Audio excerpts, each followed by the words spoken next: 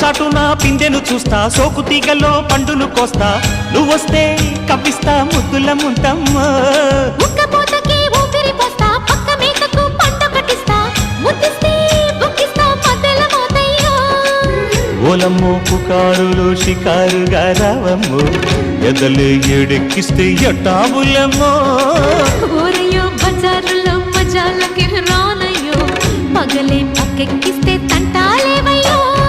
మిట్టిల మీదున్న మిస్సమ్మయ్య సంటే వడ్డీలతో పాటు ఒళ్ళోకి వస్తుంటే పొగ